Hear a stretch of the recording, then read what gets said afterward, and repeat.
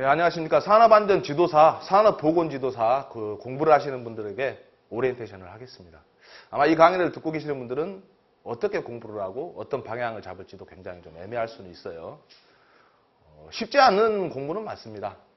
다만 이제 공부를 시작하기 전에 무작정 공부를 하는 것보다 어떤 방향을 잡고 공부하는 것가 제일 중요할 수가 있죠. 그래서 이 오리엔테이션이, 지도사의 오리엔테이션이 약간 부담이 됩니다. 이 부담이라는 게 하기가 어렵다라는 게 아니라 설명하기가 쉽게 이 강의를 보고 이 영상을 보시는 분들한테 어떻게 설명을 드려야 잘 설명할까, 그게 고민이 된다는 거죠.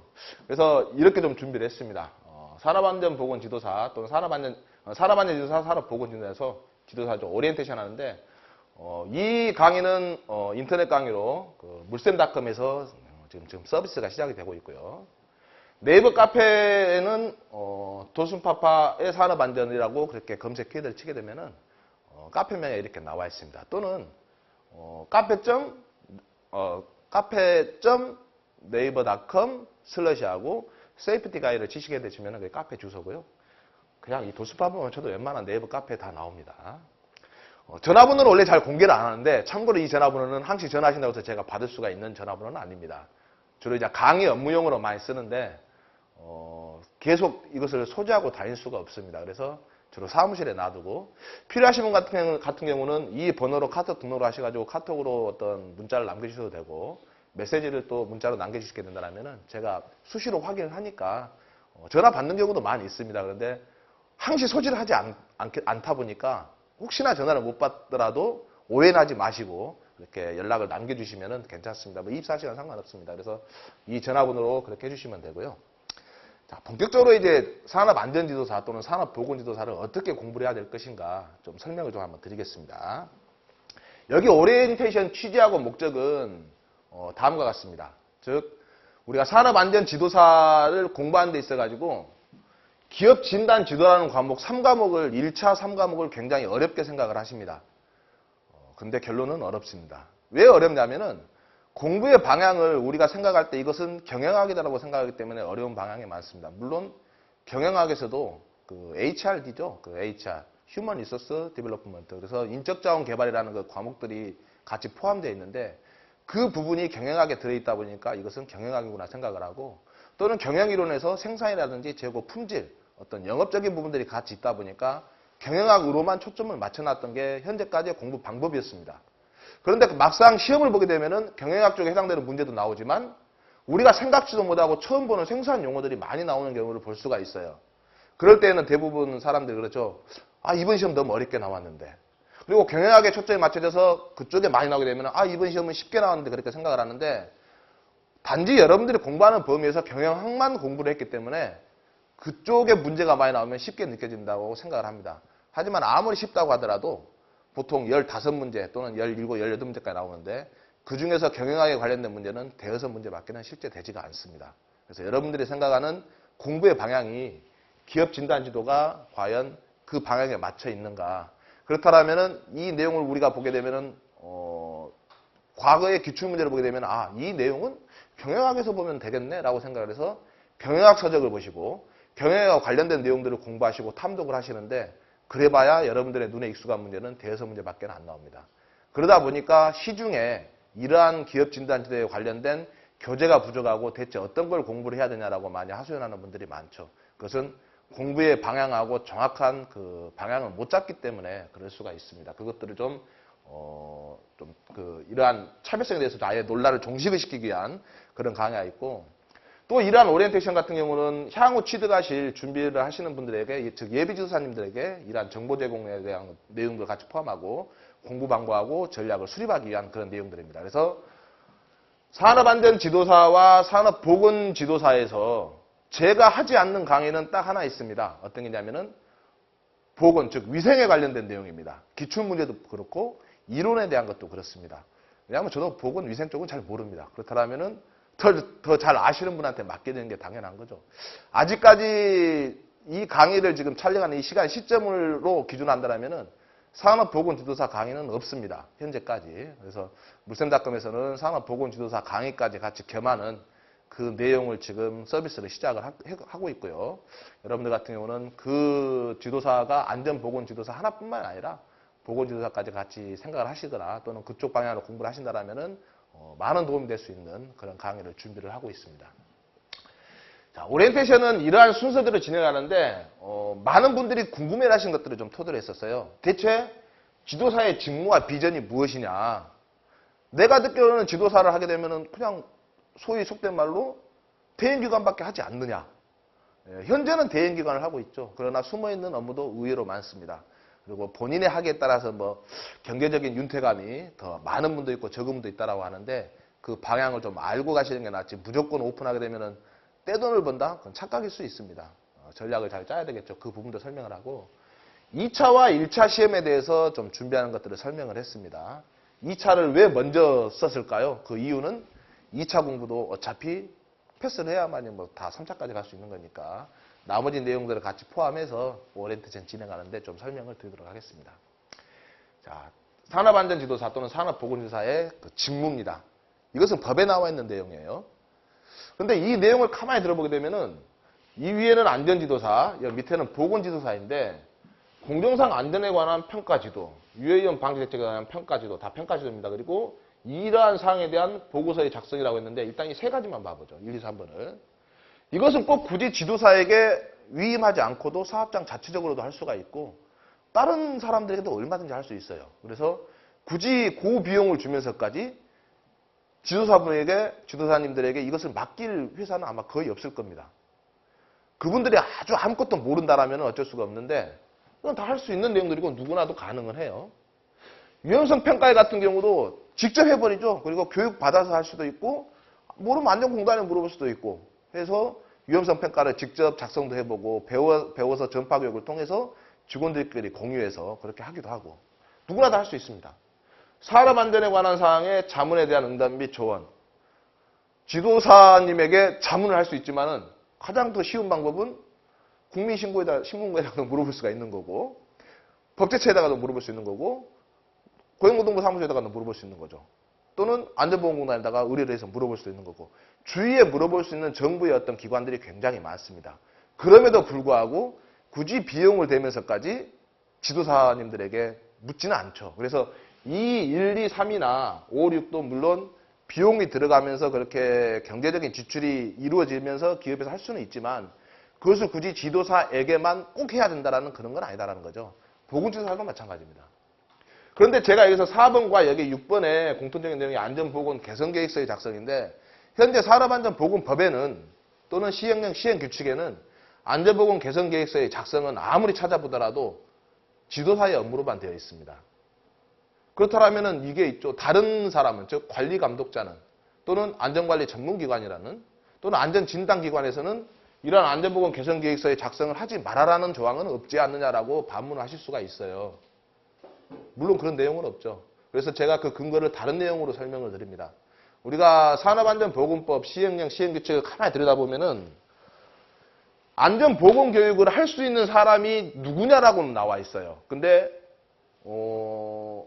즉 안전보건관리 책임자 할 수 있습니다. 안전관리자도 할 수 있고 산업보건이도 할 수 있고 보건관리자도 할 수 있고 안전보건관리 담당자도 할 수 있고 관리감독자도 할 수 있다라고 법에는 나와 있어요. 시행규칙에 나와 있죠.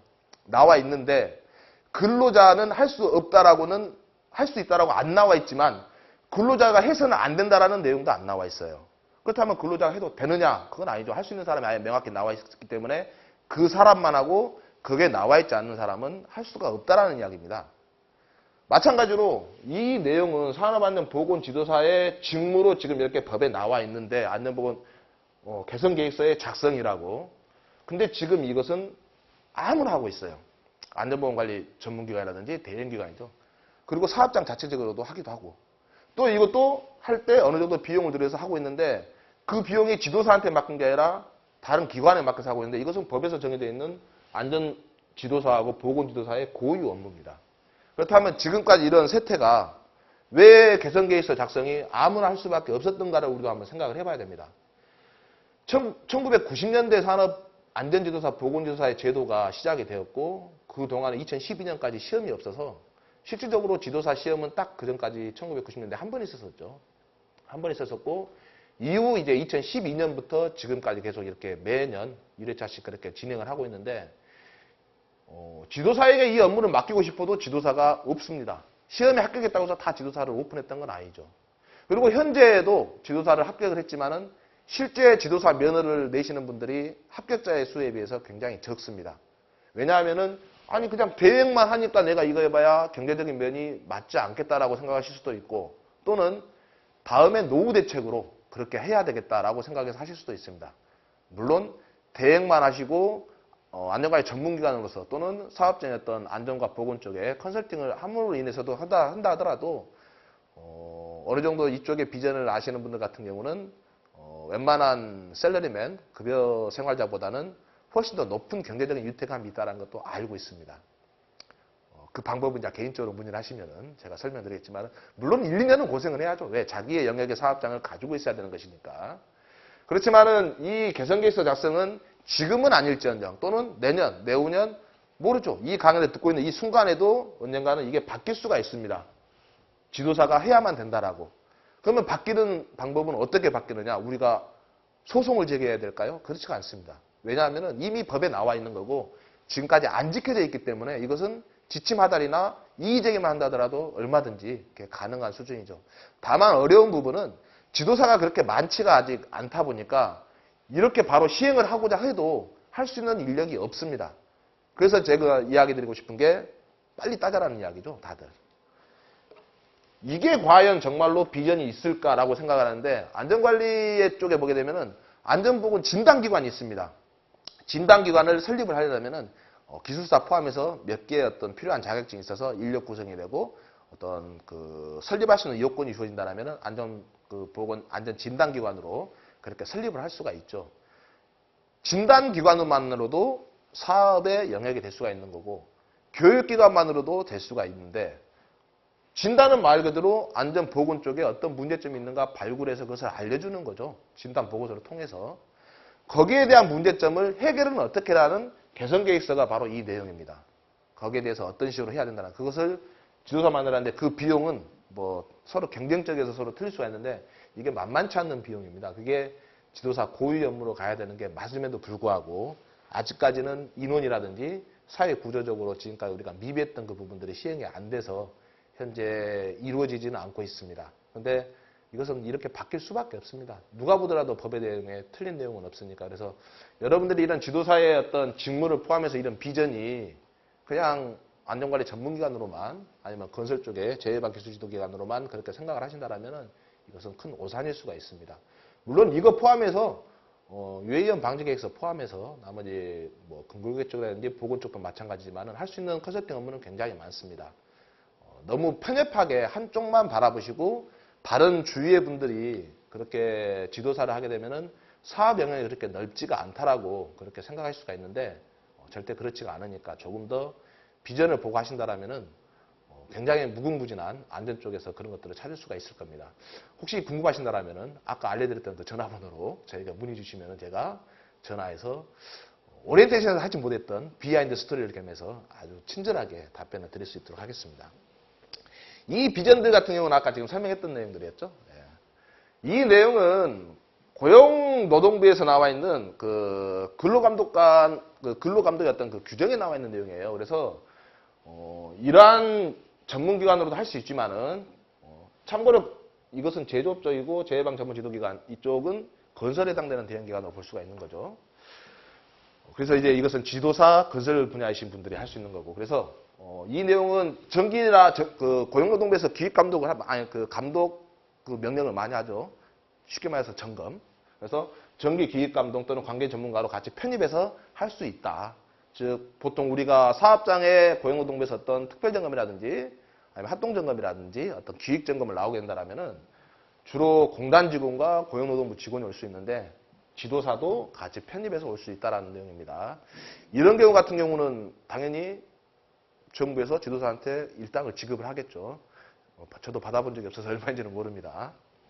안전 진단 보고서에서 지도사 검토 시에는 어떤 그 조치 내용들이 생략이 될 수 있다라는 거지 생략한다가 아닙니다. 할 수 있답니다. 항시 가능성이다. 그리고 안전보건 개선 계획서에 지도사 이 내용은 뭐냐면은 A라는 사업장에 가라는 지도사한테 안전보건 개선계획서를 맡겼어요. 맡겼는데 그 가라는 지도사가 작성을 했어요. 안전보건 개선계획서를. 그러면은 작성은 그 사람이 했지만은 그 사람이 검토를 하면 안 됩니다. 다른 지도사가 검토를 해야 되는 거죠. 그래서 타 지도사의 검토 시 그 검토를 생략할 수 있다는 겁니다. 자기가 작성해놓고 자기가 검토를 하게 되면 그 말이 안 되는 거죠. 그래서 또 이것도 마찬가지. 안전보건 개선계획서 이행에 대한 것들을 다른 지도사가 보고 이거 제대로 이행이 되고 이대로 좀 실행을 하고 있습니다라고 그 사람이 검토를 해서 도장에 들어간다라면은 고용노동부에서는 그것들을 확인을 직접 하러 뭐 방문하거나 다시 재점검이 이루어지는 게 아니라 타 지도사가 그 업무를 수행을 함으로 인해서 고용노동부에서 인정을 할 수 있다는 겁니다. 무조건 해준다는 것은 아니고요. 어찌 보면은 이게 이런 내용이죠. 고용노동부에서 즉 우리나라 산업안전보건법을 그렇게 감독을 하는 그 기관에서 행정기관에서 그 인력 부분을 관계 전문가를 맡겨서 간접적으로 사업장의 안전과 보건 쪽에 많이 유도하는 그런 활동을 실행을 하는 겁니다. 현재 지금 그렇게 하나씩 단계를 밟아가고 있는 건데 그렇게 되면은 결국은 행정기관에서는 인력이라든지 그런 것들이 그쪽에 편향돼서 업무 집중이 안 됐던 것들을 지도사를 통해서 정부의 고유 권한을 또는 정부의 어떤 감독과 명령의 권한을 지도사를 통해서 좀 더 전문가에게 분산하고 할 수 있는 것들이죠. 향후 미래적으로 선진국으로 가고 있는 게 맞습니다. 이게 어느 정도 정착이 되고 있다라면은 다음에 이거 따기가 어려울 수도 있겠죠. 그래서 하루라도 빨리 공부하시는 게 미리서 준비하시는 게 가장 최선의 답입니다. 자, 이 시험을 보는 것을 한번 봐봅시다. 지도사 어차피 합격하려면 시험을 봐야 돼요. 그런데 일부 면제자는 뭐냐면은 2차 시험을 면제하실 수 있는 분들을 말합니다. 물론 1차 시험도 일부 면제하는 분들이 계세요. 총 3과목 중에서 필기 객관식에서요. 1차 시험 일부 면제 과목자 중에서 먼저 설명하자면은 1과목이 법령이고 2과목이 안전지도사면 산업안전일반 또는 보건지도사면 산업위생일반이죠.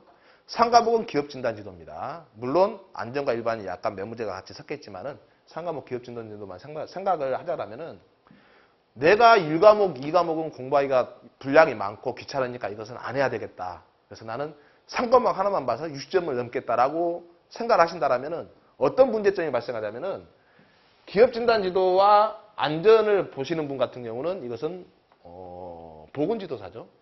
기업진단지도하고 위생이 섞여 있는 것은 안전지도사입니다. 그래서 나는 1과목, 2과목 공부 안 하고 3과목 하나만 60점 넘겠다 하게 되면은 이것도 좋은 공부 방법일 수 있어요. 근데 60점 넘기가 쉽지가 않습니다. 왜? 이 기업진단지도가 너무 생소한 과목이잖아요.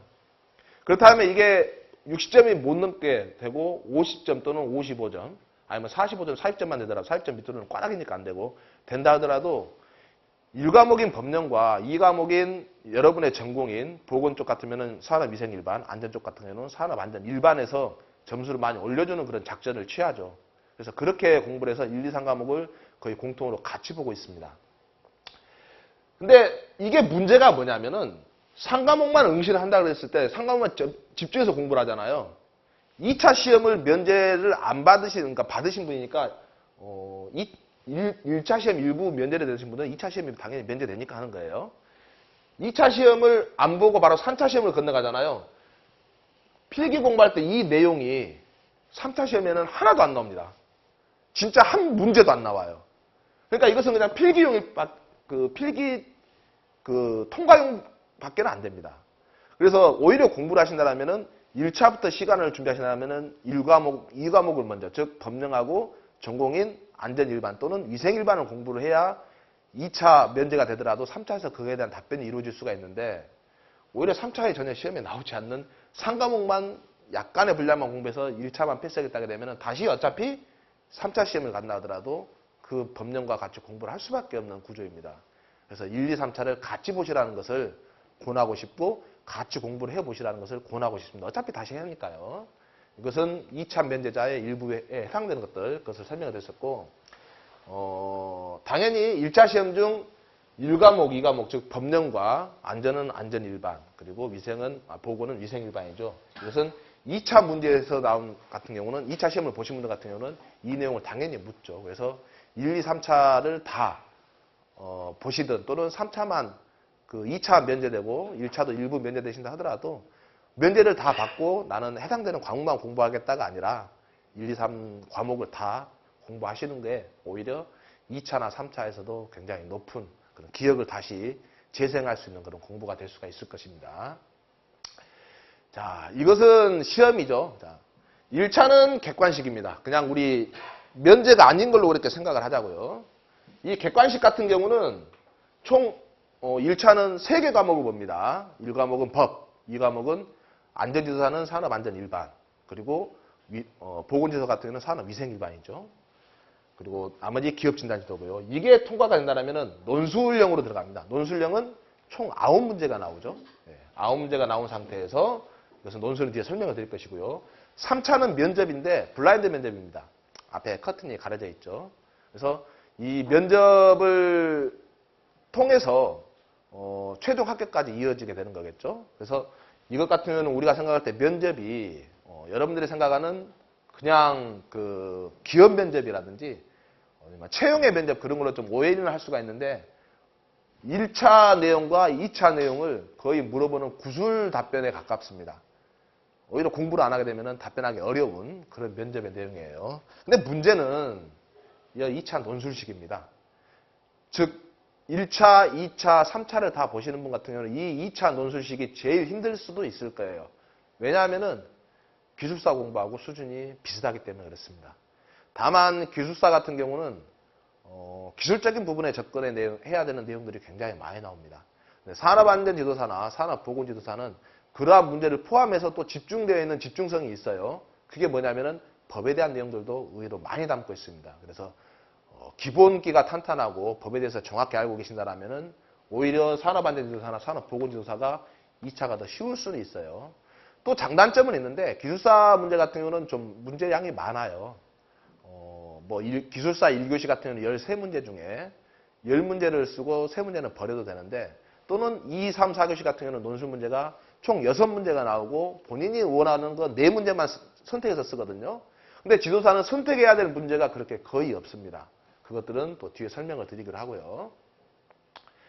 이것을 좀 설명을 드려야 될 것 같아요. 이 내용이 뭐냐면은 논술형 배점에서 지도사의 논술형 2차입니다. 1번부터 5번까지는 하나에 5점씩입니다. 그래서 25점이 되죠. 이것은 거의 단답형에 같은 약술식이에요. 우리가 산업안전 기사나 또는 산업안전 산업기사를 보게 되면은 필답형 공부를 많이 하셨을 거예요. 필답형에서 여기에 대한 거 작업계획서에 들어갈 사항 몇 가지를 쓰시오라는 그런 식으로 단답형식으로 주관식입니다. 그래서 이것은 25점 되는 거고, 이 문제 같은 경우는 25점짜리가 두 문제가 나오는데 6번과 7번입니다. 이것은 하나에 25점이고 이것도 하나에 25점이에요. 이건 논술형입니다. 내가 이 두 개 중에서 나는 이걸 쓰고 싶다. 나는 다른 거 쓰고 싶다가 아니라 무조건 제시된 문제를 무조건 써야만 됩니다. 현재 이거 합해서 지금 75점이에요. 그죠?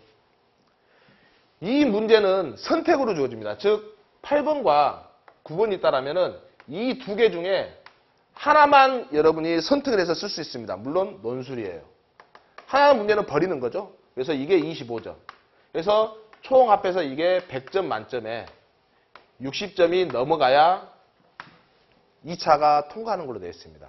문제는 이러한 비중에서 이거 하나만 25점이고 이 논술형이 총 75점인데 이 75점 넘기가 여러분들이 그래 내가 알고 있는 거 이렇게 쓰면 되지 않겠냐, 이렇게 공부해서 내가 알고 암기하는 것을 쓰면 되지 않겠냐라고 생각하는데 핵심은 이게 논술이다라는 겁니다. 우리가 논술을 착각하고 있는 게 뭐냐면은 논술을 주관식으로 착각하고 계시는데 주관식으로 착각하고 시험을 보신다라면은 100% 아쉽지만 떨어질 수밖에 없습니다. 논술이라는 의미가 우리가 알고 있는 단답형의 주관식이라는 의미로 그렇게 알고 있는데 그렇게 접근하신다라면은 2차 시험은 진짜 실패할 수 있는 확률이 굉장히 높습니다. 그 부분도 뒤에 같이 설명을 드리도록 하겠습니다. 이건 뭐냐면은 산업보건지도사 위생 파트입니다. 위생 파트인데 이 2013년부터 2018년도까지 제 나름대로 분석한 그 내용을 지금 이렇게 해놨습니다. 이게 무슨 말이냐? 지금 여기 보면은 약간 흑백으로 지금 이렇게 그래프가 그려져 있고 이것은 노란색으로 그래프가 그려져 있는데 여 위에 이 5개는 아까 설명한 1번부터 5번까지, 즉 2차 논술 문제에서 1번부터 5번까지 약술식에 해당되는 5점짜리 배점입니다. 즉 2013년도에는 그러한 문제가 두 문제가 출제됐다는 거고 2014년도에는 그러한 문제가 두 문제가 출제되었다는 거고 그러한 문제가 세 문제가 출제되었다는 것은 2016년도를 이야기하는 겁니다. 그렇다면 그러한 문제가 무엇이냐? 법, 시행령, 시행규칙 또는 산업안전보건 기준에 관한 규칙에 나온 그 내용, 즉 법규 내용을 이야기하는 겁니다. 법규만 알아도 이 정도 문제는 맞출 수 있다는 거죠. 그래서 2016년 같은 경우는 논술형 두 문제, 즉 50점 문제가 되는 게 법에서 나왔다는 이야기고 이것은 세 문제, 즉 15점이 되겠죠. 그게 법에서 나왔다는 겁니다. 이것 같은 경우는 웃기죠. 2015년도 같은 경우는 법에 해당되는 관련된 문제가 25점짜리 배점이 세 문제가 나왔다는 거에서 총 75점까지 배점을 주었다는 겁니다. 이것은 한 문제였으니까 5점이겠죠. 그래서 2015년도 같은 경우는 여러분들이 법만 충실히 알고 그 개념만 잡는다 하더라도 80점에서 여러분들이 점수를 먹고 들어가서 쓸 수가 있다는 내용입니다. 이것은 법규 문제에서 어느 정도 비중을 차지했냐는 것을 제가 따로 분석해서 지금 도표화를 시키는 거고요. 이 노란색으로 표시하는 것은 뭐냐면은 이 노란색은 법규를 알았다면 60점 이상의 배점으로 가능한 부분이기 때문에 합격이 될 수 있다는 겁니다. 즉 법에 맞춰서 공부를 해야 되는 지도사의 특성을 반영하기 위한 그 내용입니다. 그래서 2017년도 같은 경우는 법이 하나도 안 나왔어요. 안타깝죠. 그래서 무조건 법만 뭐 잘 나온다는 것보다는 전체적인 흐름을 봤을 때 법에 기반을 두고 문제가 많이 출제된다는 것을 알 수가 있는 겁니다. 그렇다면은 산업보건지도사 직업의학적으로 이제 분석을 해보던 결과 2013년도는 아예 없었어요. 이때에는 직업의학적으로 선택하신 분이 1차를 통과하는 사람이 아무도 없었습니다. 그래서 시험 자체가 아예 없었습니다. 2015년도 같은 경우도 법의 비중이 높았다는 거죠. 근데 직업의학 같은 경우는 의학적인 측면이 많기 때문에 법적인 내용과 그렇지 않은 것들이 좀 많이 섞여서 있는데 그래도 법은 기본적으로 알고 가셔야 됩니다. 왜? 면접에서도 당연히 물어보니까요. 3차에서도. 안전지도사를 보면 이제 재밌는 게 나옵니다. 화공 쪽을 보게 되면은 2013년도는 아예 시험이 없었어요. 화공 파트가. 근데 2014년, 15년, 16년 보게 되면 거의 기술사 수준의 그렇게 기술적인 문제가 접근하다가 최근 들어서 이렇게 이 법적으로 강화가 되는 내용들이 많이 나오고 있습니다. 즉 산업안전보건 기준에 관한 규칙과 법 시행령 시행규칙 쪽에 맞춰서 지금 법적으로 출제가 되는 것들이죠. 17년도, 18년도만 본다면 이미 25점짜리 배점 문제가 두 문제가 나왔다는 거예요. 결국 50점. 이것만 해도 10점. 그래서 60점 정도 이상의 다 법에서 지금 현재 출제가 있다고 하는 겁니다. 전기 같은 경우는 보게 되면 우리가 참 전기가 애매한 게 있어요. 무슨 말이냐면은 산업안전보건법과 산업안전보건 기준에 관한 규칙을 보게 되면은 제일 분량이 적은 게 아마 전기에 관련된 법일 겁니다.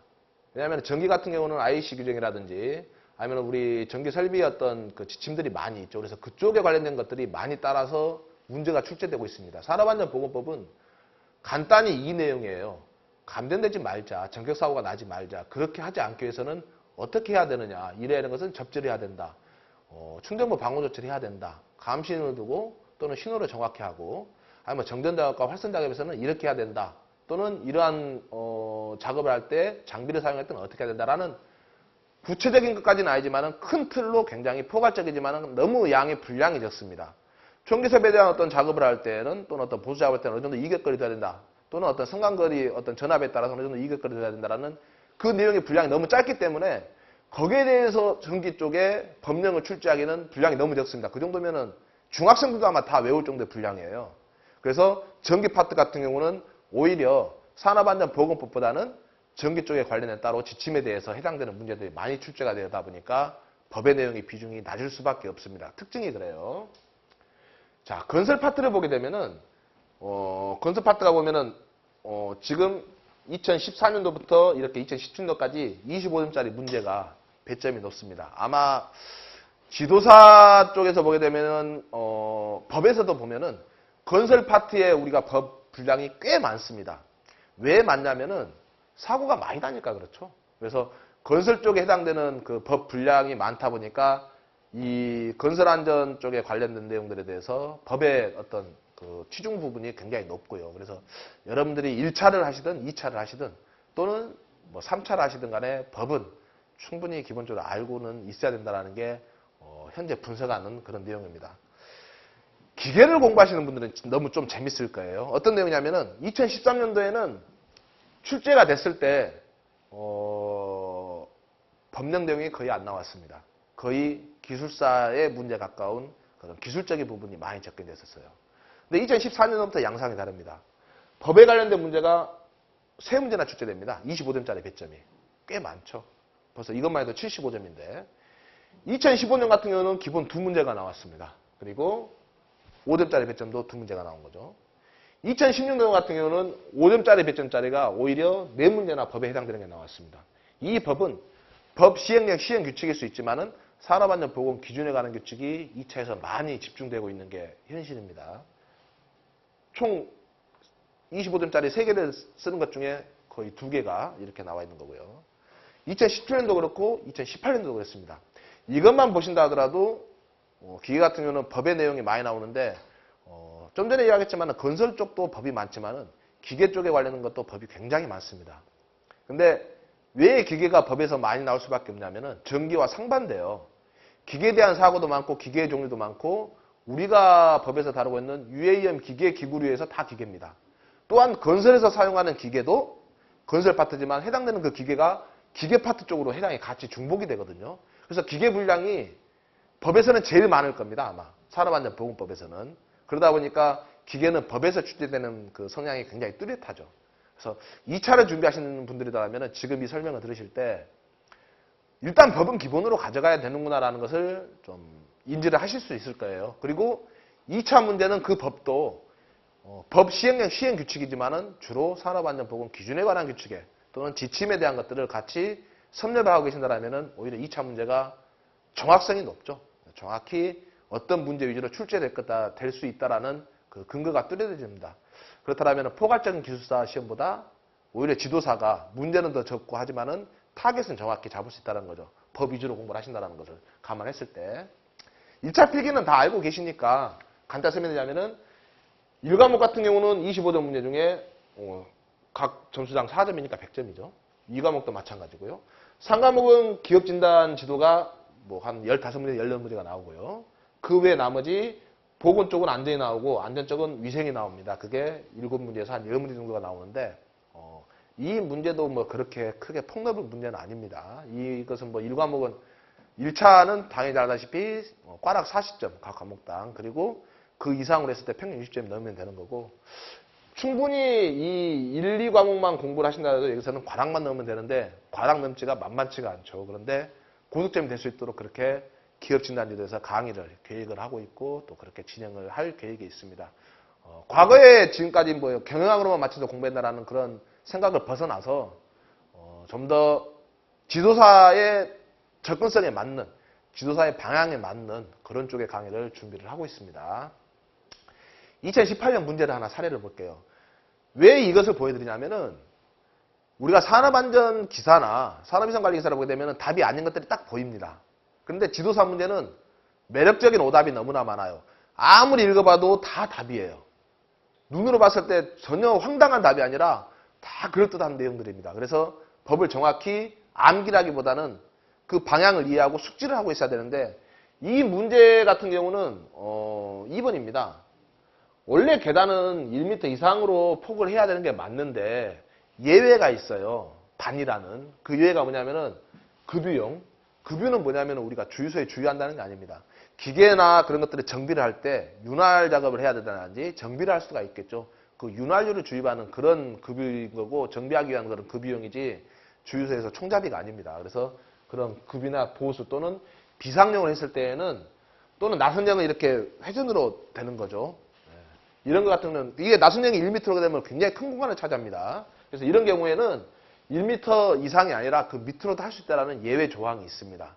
근데 그냥 보게 되면 계단은 1m 이상으로 해야 된다고 생각하니까 다 답이 맞을 수 있다고 생각을 하는데 그러한 법들을 정확히 찝어서 읽고 확인하셔야 되겠죠. 물론 그런 내용도 법 강의를 할 때 그렇게 합니다. 그래서 이러한 문제를 제시하는 이유는 매력적인 오답을 이것도 답일 것 같은데라고 하지만은 정확히 알지 못하면은 틀린 문제로 많이 출제된다라는 게 지도사의 어떤 그런 특징입니다. 그리고 사지선 다형은 대충 찍어도 우리가 소위 말하는 와리가리로 찍어도 이게 잘 맞아요. 근데 오지선다형은 확률이 확 떨어집니다. 뭐 사지선다형 같은 경우는 우리가 그냥 아무렇게나 막 찍잖아요. 그게 되면은 100문제 중에 1, 2, 3, 4번까지 있으니까 25%인 25개 이상은 맞아요. 정말로. 거의 비슷합니다. 근데 오지선다형은 막 찍잖아요. 그러면 이상하게 확률이 확 떨어집니다. 오지선다형이면 100문제 중에서 오지선다형이니까 20문제는 맞아야 되는 거잖아요. 근데 그렇지가 않아요. 맞을 때도 있지만은 10문제도 안 맞을 때가 있습니다. 그래서 오지선다형과 사지선다형에 찍는 것은 정말로 큰 차이가 있으니까 꼭 찍는다라는 것은 좀 벗어나셔야 됩니다. 교재 같은 경우는 그렇습니다. 1과목 산업안전보건법 같은 경우는 따로 별도의 교재가 애매한 게 뭐냐면은 가장 잘 나와 있는 최신의 내용이 법제처의 내용입니다. 그래서 다른 일반 교재, 제 교재도 마찬가지지만은 이 법 내용을 수록을 하고 있지만은 그게 어차피 법제처의 내용이에요. 그렇기 때문에 여러분들이 그냥 법제처를 통해서 다운받아서 보셔도 상관은 없고, 다만 이제 제 교재 이 법의 내용을 같이 읽는 건 뭐냐면은 어차피 여러분들이 프린트 해봐야 그 돈 비슷하게 듭니다. 네. 물론 그냥 A4용지로 프린트해서 그냥 가지고 있으면 그게 더 쌀 수는 있는데, 약간의 그 교본처럼 그렇게 하면은 그 비용이 그 비용입니다. 그래서 그런 차원이고, 또 과거에 출제되었던 부분에 약간 음영체를 해져 있고, 출제 비중이 높았던 거에 약간 별표 표시가 되어 있고, 그 전에 출제 내역이 있던 것들은 약간 밑줄도 같이 표시한 그런 내역을 같이 담고 있습니다. 뭐 그게 필요 없다라고 하신다면은 그냥 독학을 하신다면은 법제처 내용을 다운받으시면 됩니다. 참고로 이 3단 비교도 세 종류가 있습니다. 아무거나 다운받으면 안 됩니다. 아무거나 다운받으면은 내용이 삭제되어 있거나, 삭제 아니죠. 내용이 같이 포함이 안 된 내용이 있어요. 그래서 그게 전부인 줄 아시는데 그렇지가 않습니다. 이것은 지금 보건지사니까 산업위생일반이죠. 이것은 산업위생관리기사 쓰시면 됩니다. 참고로 물센닷컴에서도 산업위생관리기사 지금 강의를 지금 촬영을 이제 시작을 하고 있고요. 그리고 교재도 지금 그렇게 같이 출간되었습니다. 이 교재를 이용해 주시면 더욱 좋죠. 예. 기업진단지도 같은 경우는 과거에 제목만 같은 다른 시험들이 있었는데 문제가 경영학에 굉장히 집중되고 편향되어 있었어요. 이유는 뭐냐면은 그 전문 면허인 그 지도사 같은 경우는, 그러니까 산업안전과 산업보건지도사가 아닙니다. 경영에 관련된 지도사이다 보니까 경영학 위주로 나왔어요. 근데 산업안전 같은 경우는 경영에 관련된 지도사가 가만히 보면 아닙니다. 인적자원 개발이지만 인간의 특성을 많이 반영하는 거고, 거기에 맞추다 보니까 경영학만은 아니죠. 주로 이제 심리 쪽으로 어떤 조직심리라든지 직업심리, 산업심리 쪽에 산업심리에 굉장히 가까운 거죠. 그래서 그쪽으로 좀 방향을 잡아야 정확히 문제가 보일 수 있는 것들입니다. 이 내용도 제가 쓴 산업안전지도사, 산업보건지도사에 같이 충분히 담고 있고, 그 내용을 기반으로 한다 그러더라도 그렇게 뭐 과거에 너무 생소한 문제인데 라는 그런 문제까지는 아닐 수가 있습니다. 안전지도사와 마찬가지입니다. 똑같은 내용이에요. 이것만 설명을 할게요. 산업안전 일반 2과목은 제가 과거에 집필했던 산업안전 기사 그 교재로 가고 있습니다. 필기 교재만 가지고 공부를 하셔도 충분합니다. 여기에 대한 내용이 정말로 충분한 건지는 산업안전 일반 그 과목에 해당되는 오리엔테이션에 같이 담고 있으니까 그 내용을 좀 들어주시기를 좀 바라겠습니다. 자, 서술형과 논술형을 좀 구분할게요. 우리 지도사 2차 시험이죠. 서술형은 우리가 산업안전 기사나 산업기사 공부를 할 때 2차 필기를 보죠. 필답이죠. 2차 필답. 그 필답이 서술형입니다. 그냥 객관식이 아닌 주관식이에요. 내가 알고 있는 지식을 그대로 쓰는 겁니다. 외운 것을. 논술형은 이러한 서술형을 바탕으로 나의 의견을 제시를 하는 거예요. 논리적으로 맞는가 안 맞는가. 우리가 논문 같은 경우도 그러잖아요. 어떤 이론이 있다면 그 이론이 맞다라는 증명하는 쪽으로 가는 거고, 또 그게 새로운 이론이다라면 이 이론이 새롭게 맞다라는 것을 증명하는 근거는 논리적으로 돼야 되는 것들인데, 논술형이라는 것은 이러한 서술형을 바탕으로 왜 이 내용이 있어야 되는 거고, 이 내용이 있어서는 어떤 식으로 결론이 지어야 되는 거고, 거기에 대한 지도사의 입장에서, 기술자적인 입장에서 어떤 방향과 시각을 바라봐서 이게 지켜지고 그게 안전과 어떻게 접목이 될 것인가. 또한 그리했을 때 문제점은 무엇이고 그 문제점을 해결하기 위한 것들의 과제는 무엇인가. 그리고 그것은 어떻게 재해결을 할 것인가라는 것들이 의견이 들어가줘야 됩니다. 그것도 지도사의 시각으로. 근데 우리는 그냥 그 주관식 쓰는 게 논술로 생각하고 있는 거예요. 그것은 아니죠. 이게 제가 기술사 그 공부하시는 분들한테 팁을 드리자면은 기술사 문제가 논술 문제가 25점이잖아요. 보통 서론, 본론, 결론으로 나눠요. 이게 니은 받침으로 결론으로 나오는데 대부분의 문제는 다 이 본론이 우리가 알고 있는 지식인 서술형입니다. 그죠? 이게 25점이지만은 우리는 생각할 때 이것만 100% 잘 쓰게 되면 완벽하게 외워서 쓰게 되면 25점을 맞을 거라는 착각 속에 공부를 합니다. 이게 아무리 맞아봐다 이걸 25점 안 주고 이것도 중요하죠. 왜? 기술자적인 입장에서 기술사, 지도사의 입장에서 어떤 지도사의 시각으로 바라보는 것들이 이게 정말로 중요한 답일 수가 있는데 이 본론의 내용은 공부를 하는 데서 가지고 당연히 갖춰야 될 기본 지식입니다. 이것은. 이건 기본 지식인데 기본 지식만 적고 이걸 나는 요구한 거 다 썼다. 그것은 서술형, 그냥 반답형의 서술형밖에 안 돼요. 글씨가 많다 하더라도. 중요한 것은 이 서론과 결론이 들어가야 되는 건데 이 결론을 먼저 이야기하려면은 아까 이야기했듯이 그 문제점이 무엇이냐, 해결점은 무엇이고 이 해결하기 위한 과제는 무엇이 있을까, 이 과제를 다시 해결하기 위해서는 어떠한 방향으로 어떠한 관점으로 접근하면서 볼 것인가, 누구의 입장에서, 지도사 시험이니까 지도사 입장에서, 기술사 시험이니까 기술사의 입장에서 이것을 해결하는 것들입니다. 그렇다면은 이 문제가 요구하는 25점짜리 문제가 요구하는 본론의 핵심 규정이나 내용을 통해서 결론을 써야 될 것이고 이 결론을 쓰기 위해서는 결국은 이걸 쓰기 위해서 서론에서 먼저 밑밥을 깔아야 됩니다. 복선이 있어야 되죠. 이 문제에서 요구하는 답은 이건데 우리가 생각하는 서술형의 답은 이건데 이 답을 쓰기 위해서 왜 이게 되어 있는가, 취지, 정의, 개요, 그 어떤 서론의 처음에 밑밥을 까는 거고 이 내용이 답은 이거다. 그런데 서론에서 제시한 그 내용에 최종적으로 어떤 식으로 할 것인가를 서로 연결이 돼야 됩니다. 결국은 이 문제의 25점 배점에서 이것 같은 경우는 아무리 잘 나와야 12점, 13점밖에 안 됩니다. 이게 나머지 뭐 한 6점이 될 수도 있고 이게 한 7점이 될 수도 있고 그렇죠. 이게 아니면 5점이 될 수도 있고 이게 8점이 될 수도 있습니다. 근데 우리는 이것들은 무시하고 이것만 현재 공부를 막 해요. 그러다 보니까 이 본론만 있는 어떤 누가 요약된 노트를 서브노트라고 생각하는데 그건 서브노트가 아니라 그냥 요약집입니다. 우리가 이야기를 하죠. 지도사라든지 기술사라든지 자신만의 서브노트가 있으라고 하는 이야기를 하는데 그게 무슨 말이냐면은 이 내용을 바탕으로 이 내용을 자신만의 관점에서 한번 적어봐라는 겁니다. 막상 시험을 보는데 이러한 문제가 나왔어요. 자기가 공부하는 게. 그렇다면은 이 문제 본론을 알고 있지만은 그때 서론과 결론을 생각해서 쓰려고 그러면은 시간이 부족하고 연습이 안 돼 있다라면 안 써지죠. 그래서 이 내용을 바탕으로 이 문제들을 여러분들이 어떻게 다음에 시험에 나온다면 이렇게 적을 것인가 먼저 연습하고 먼저 나는 이 문제는 이런 방향으로 접근하겠다라고 작성을 해놓는 게 그게 서브노트입니다. 이 요약집을 쓴 게 서브노트가 아니에요. 그래서 누가 서브노트 작성한 거 좀 주세요.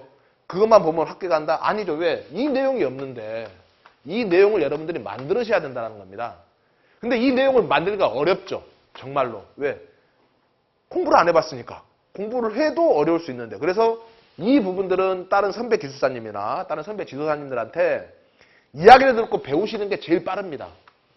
몇 번만 숙달하게 되면 정말 쉬워요. 관점이 달라지니까. 이것은 공부를 해야 되는 내용이 아니라 생각을 트이는 내용입니다. 그 생각만 트여 있다라면 본론이 어떤 답이든 간에 하나의 답으로 귀결될 수 있는 좋은 답안을 작성할 수가 있어요. 그 내용을 좀 설명을 드려야 되는데 지금은 지도사 쪽이니까. 그래서 왜 기술사에서 60점 이상 합격인데 왜 58점을 떨어지지? 55점으로 떨어지지? 그 이유가 뭐냐면 완벽하게 잘 썼다 하더라도 이 문제가 12점이나 또는 13점을 했을 때 총 4교시 하면은 요거 했을 때 그 4문제가 나오죠? 4문제면은 각자 해봐야 48점밖에 안 나와요. 아무리 잘 써도 50점, 60점입니다. 그래서 여러분들이 공부할 때 나는 정말 완벽하게 외웠어. 공부 그렇게 많이 했고 다 외웠어. 머리에 과부하가 걸릴 정도로 자신 있게 썼어 하더라도 이게 안 되니까 60점이 안 넣습니다. 60점이 넣는 방법은 뭐냐면은 한 문제만 확실하게 서론별은 정확히 적어서 25점 만점 중에 20점짜리 하나만 맞아버리게 되면은 60점이 넘어버려요. 그게 기술사 시험의 특징이에요. 근데 우리는 그런 연습을 안 해요. 이걸 모르고 무조건 그냥 기사 시험 보듯이 필답을 하고 있죠. 그래서 조금만 대화를 하거나 또 조금만 트레이닝이 있다라면은 기술사 시험은 오히려 더 쉬울 수 있는 게 이 논술형의 특징인데 우리는 논술의 개념을 못 잡아서 그럴 수도 있습니다. 지도사도 그렇습니다. 서술형으로 내가 길게 쓴다고 해서 그게 서술형 아니에요. 그 의견이 얼마나 정확하게 잘 제시됐냐 그것도 좀 감안하셔야 됩니다. 이것은 강의를 듣는 분한테 제가 별도의 한번 오프에서 모여서 항시 지금도 계획하고 있는 게 그렇습니다. 그 인강을 들으시는 분들에게 1차 시험이 끝나면 바로 가답안이 나오죠. 그러면 2차 준비하시는 분들이 계실 거예요. 안전이든 보건이든 간에 답안의 구성, 내용은 틀리지만 방법은 같거든요. 왜? 논술의 어떤 개념이라든지 그 부분은 오프에서 만나서 차 한잔 마시면서 그렇게 하겠습니다. 각자 커피값 들고 우리나라 가까운 어떤 교통이 좋은 곳에서 물론 사람들이 서울에 다 몰렸으면 제가 서울 오겠습니다. 그러나 서울, 부산, 뭐 경남, 저기 목포 섞여 있다라면은 중간인 대전 정도에서 커피값보다 차비가 더 들겠네요. 오신 만큼 몇십 배 더 이익의 어떤 지식은 방법은 스킬은 가져가실 수 있을 겁니다. 지금 이야기했던 내용이 그겁니다. 방금까지. 논술형에 대해서 답안 작성 요령이 자 서론, 본론, 결론으로 쓰셔도 되는데 서론을 카메라 들어보면 어떤 문제 특성상 정의라는 이름으로 개요라는 이름으로 취지나 기원이라는 내용의 이름으로 그렇게 변형을 해서 쓸 수가 있는 거죠. 본론은 문제에서 제시하는 직접적인 요구 답안과 어떤 구분적인 내용, 개념에 대한 정의 내용을 쓰는 것이고 결론이라는 것은 어떤 문제점, 개선 방향, 그리고 공부할 사항, 고찰할 방향, 그리고 그 문제점을 재해결할 수 있는 것, 그리고 그다음 향후 과제에 대해서 내가 기술사 또는 지도사 입장에서 어떤 식으로 제시를 할 것인가 그 관점을 보여주는 겁니다. 우리가 논술형을 다만 주관식으로 길게 쓰는 게 논술이다. 절대 그 착각 버리셔야 됩니다. 그것은 공부로 되는 게 아니라 암기로 되는 게 아니라 대화로서 토의하면서 풀어지는 겁니다. 그러다 보니까 제가 남들이 하는 이야기가 그래요. 기술사 강의는 왜 안 하세요? 지도사 2차는 왜 안 하세요? 하면 뭐합니까? 주입식 강의인데. 이것은 본인이 공부한 것을 바탕으로 토의를 하면서 그게 생각을 넓혀야 되는데 어떻게 인강이 생각을 넓혀야 될지는 모르겠습니다. 지식에 대한 강의는 해드릴 수가 있는데 그게 2차까지 연결하려면 어차피 트레이닝이 포함이 돼야 된다는 게 제 생각입니다. 오히려 지식의 강의는 기술사를 준비하거나 지도사를 준비하신 분들이라면 혼자 독학하셔도 되겠다라는 게 저의 생각입니다.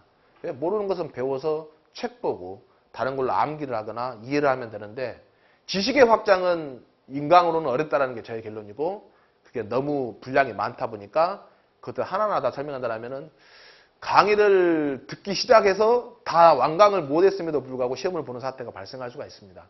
그래서 제 생각은 기술사라든지 지도사 2차 강의는 원래 공부의 취지에 맞지 않는 그거 같다라고 항상 생각을 하는 게 그 이유입니다.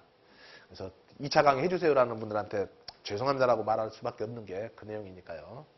그래서 이 본론에 대해 해당되는 것도 어찌 보면 핵심이고 임팩이 좀 있어야 되겠죠. 이 본론만 적어놓은 게 현재 시중 교재 그리고 서브노트라고 착각을 하고 있습니다. 가만히 교재를 보게 되면은 서론과 결론이 안 나오는 교재들이에요, 다. 왜? 사람마다 입장 차이가 틀릴 수가 있거든요. 똑같은 지게차 사고가 났다 하더라도 사고 형태나 사고 종류나 어떤 그 상황에 따라서 경험해본 사람의 입장에서는 서론과 결론이 틀리게 나올 수가 있어요.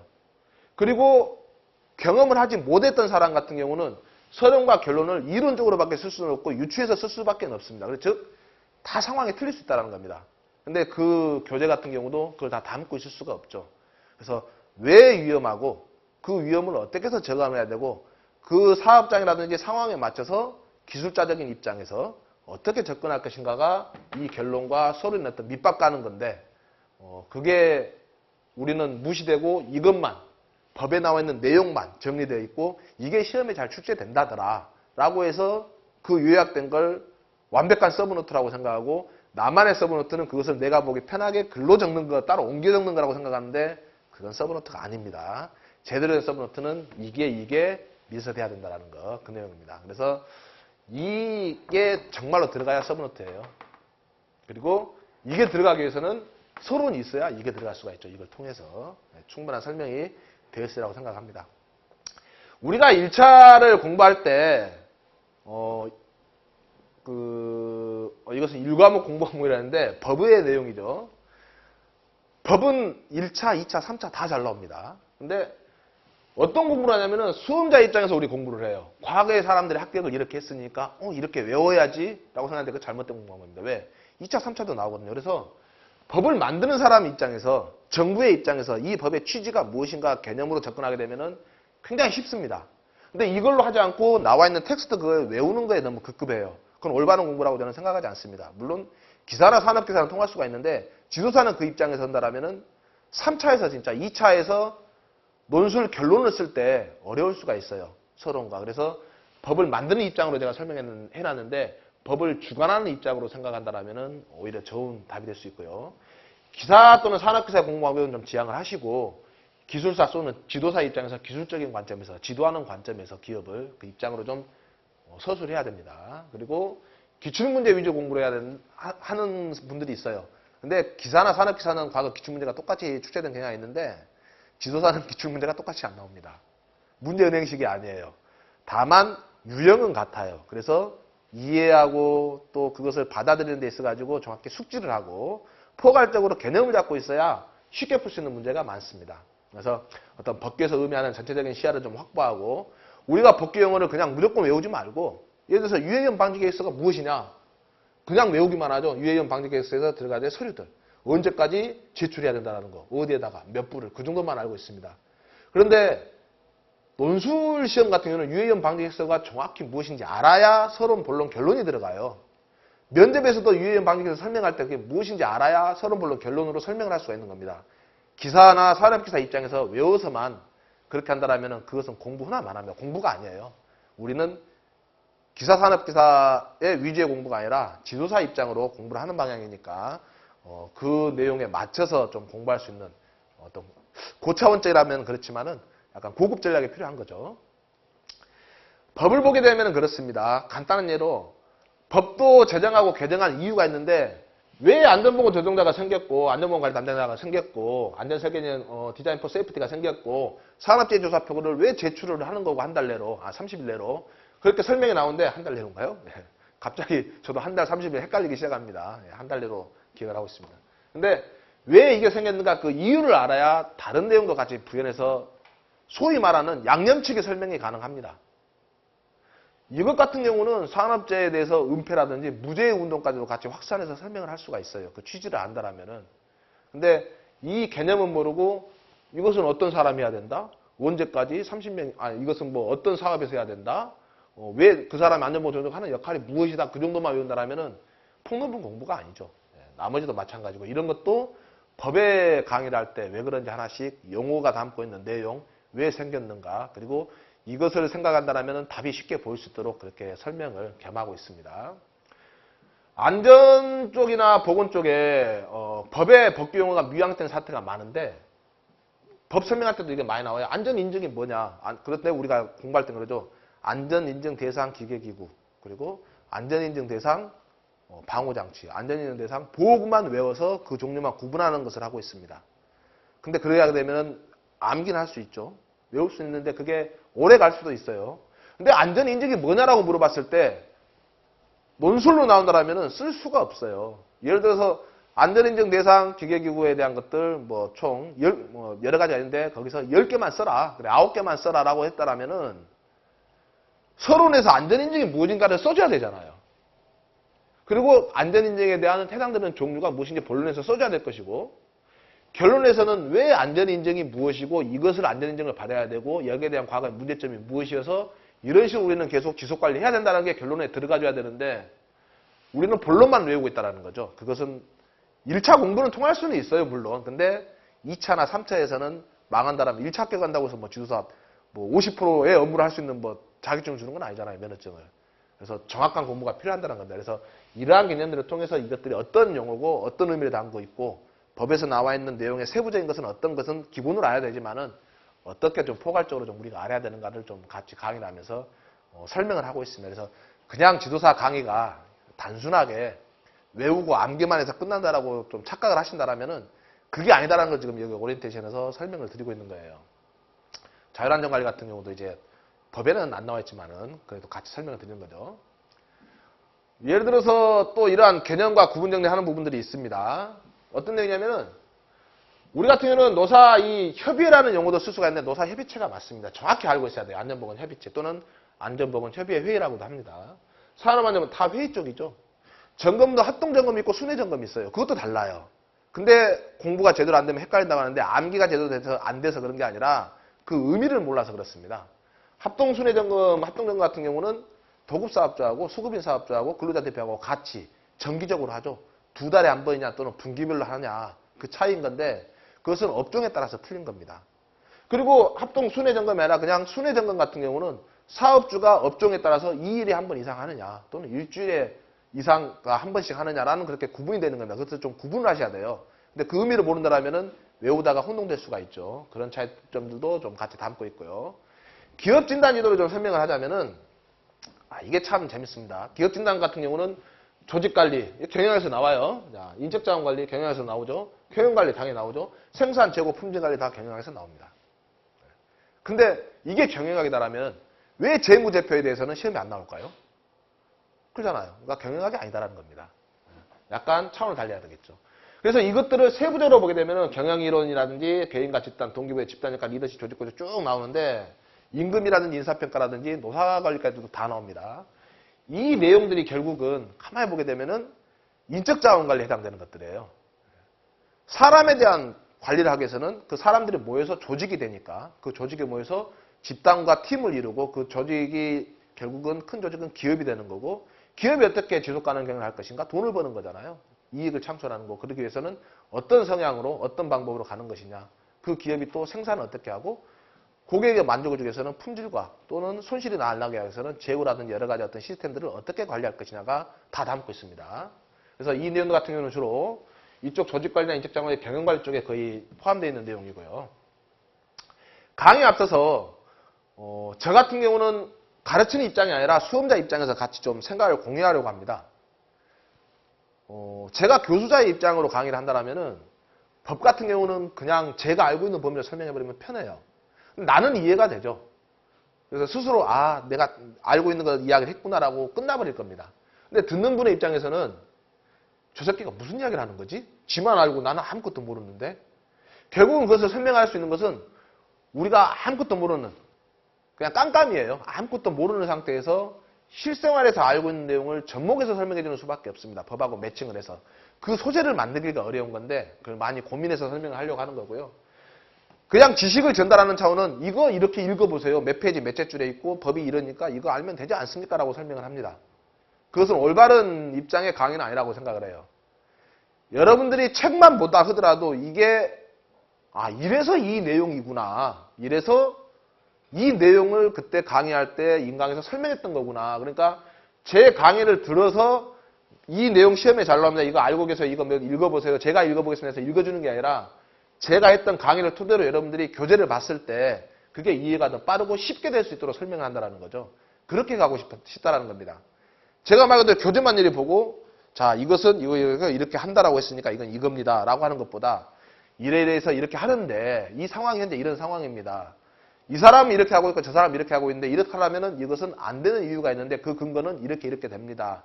이런 상황을 여러분들이 생각을 해보셔서 자 이렇게 본문을 한번 보시면은 이게 본문 이해가 될 겁니다. 이 본문은 여러분들 한번 읽어보세요 라는 식으로 그렇게 좀 그것을 이해하기 쉽게 방향하고 어떤 개념을 정립하기 위한 그렇게 설명을 많이 이어질 겁니다. 그리고 강의를 듣는 목적은 그거일 거예요. 합격하기 위해서죠. 근데 인강으로만 또는 강의로만 끝난다라면은 그게 또 합격을 할 수도 있지만 분명히 공부에 갈증이 있거나 내가 더 알고 싶다라고 하신 분 같은 경우는 더 물어볼 겁니다. 결국은 피드백이 있어야 되죠. 이런 질문을 최근에 하나 받았어요. 물샘닷컴에서도 별도의 그 강의 상담실이라든지 그런 동영상 상담실 그런 게시판이 있습니다. 그래서 수험생들의 질문들이 올라오면 거기에 답변을 하고 있는데 카페에도 올라오기도 하고요. 안전보건관리자가 공동 선임이 가능하죠. 즉 같은 좀 비슷한 구역이라든지 15km 이내 같은 시군구 아니더라도 15km 이내 또는 300명 미만의 근로자가 됐을 때 근데 안전관리자의 어떤 증언이라든지 교체라든지 또는 공동선임에서도 많이 하는데 그런 공동선임이 안전관리자가 된다고 되는데 이런 질문을 나왔어요. 이게 안전관리자는 공동선임이 되고 보건관리자는 되지 않는 거죠? 라는 수험생의 어떤 한 분의 그 질문이 올라왔는데 그러한 질문들이 나와줘야 정확히 알고 갑니다. 그러니까 결론은 보건관리자도 공동선임이 됩니다. 똑같이. 왜냐하면 그 밑에 조항에 보게 되면은 16조가 산업안전보건법 시행령 16조가 보건관리자에 대한 내용이 나와 있는데 거기 조항을 보게 되면 이런 내용이 나와요. 12조는 안전관리자에 대한 내용이 나와요. 그 공동선임에 대해서. 그래서 그 보건관리자 같은 경우는 그러한 안전관리자에 해당되는 그 조항 3항에서 6항까지의 내용을 준용한다. 똑같이 적용하고 거기서 안전관리자라는 말은 보건관리자로 또는 그 안전관리 전문기관은 보건관리 전문기관으로 안전관리는 보건관리 용어로 그대로 바꿔서 그대로 써도 된다는 거예요. 그 내용이 포함되는 게 공동선임도 포함이 되어 있거든요. 그래서 안전관리자가 공동선임이 된다라는 것은 보건관리자, 안전관리자 또는 안전관리를 그대로 보건관리로 바꿔서 그대로 적용을 해라는 말이기 때문에 보건관리자도 공동선임이 되는 겁니다. 그래서 우리가 문제에서 보게 되면은 단지 조항만 안 보고 내용만 봐서 안전관리는 공동선임이 되는구나. 근데 보건관리자는 그 내용이 없어요. 근데 가만히 듣다 보면은 안전관리에 해당되는 내용을 그대로 보건관리자도 적용을 해서 준용한다는 내용이 있기 때문에 그것까지도 같이 보셔야 되는 내용들이죠. 근데 이게 설명이 다 안 되다 보면은 헷갈릴 수가 있습니다. 그런 것들은 조금만 의심되더라도 질문을 해 주셔야 돼요. 그래야 여러분의 지식을 하는 거고 또 질문이 나온다는 것은 굉장히 긍정적입니다. 무슨 말이냐? 법을 이해하기 시작했다는 거예요. 법을 이해하고 알아가기 시작했다는 겁니다. 저도 매년 산업안전보건법이라든지 시행령, 시행규칙, 고시지침을 항상 보는데 볼 때마다 새로운 게 뭐냐면은 내가 알고 있는 내용하고 잘못 알고 있는 내용들이 툭툭 튀어나와요. 내가 이렇게 알고 있었는데 이게 아니었나? 착각을 했던 것들도 나옵니다. 물론 이제 사소한 것들이긴 한데 그래서 그러한 내용들도 좀 필요로 합니다. 가장 좋은 방법은 질문이 나온다는 것은 여러분들이 법에 이제 관심이 돼 있고 시야가 트여진다는 거고 또 그러한 질문을 통해서 제가 피드백을 함으로 인해서 수험자 입장에서 피드백이 되고 또 수험자 입장에서 그 피드백이 된 것들이 전부 다 지식의 확장으로 넘어가게 되는 거고 그래서 그런 내용을 꾸준히 그렇게 연결해서 그렇게 할 수 있도록 그렇게 지금 계획을 하고 있습니다. 그래서 여러분들이 지금 산업안전지도사, 산업보건지도사 오리엔테이션을 했는데 1차 필기를 그냥 마냥 1차만 통과용이고 2차를 보기 위한 과정이다라고 생각하지 마시고 2차와 3차를 같이 겸하는 공부라고 생각을 하셔서 준비를 하시고요. 1차 3과목의 기업진단지도 같은 경우는 당연히 통과용에는 가깝습니다. 맞습니다. 그렇지만 그 통과용이라 하더라도 과거에 우리가 공부해야 될 자료가 부재했고 없었던 방향을 못 잡았던 그런 것들을 좀 종식시키고자 교재를 준비했고요. 그렇게 준비한 교재가 막상 기출문제 풀이를 했을 때는 70, 80% 이상 그 내용이 들어있어서 풀이가 가능했다는 점. 다른 교재 경영학 서적으로만 풀이를 한다면은 20, 30%밖에 풀이가 안 됩니다. 그래서 지도사에 맞는 교재로 기업진단 지도를 좀 했다라는 것, 또 그 내용에 대해서 충실하게 강의로 이어질 수 있다는 것.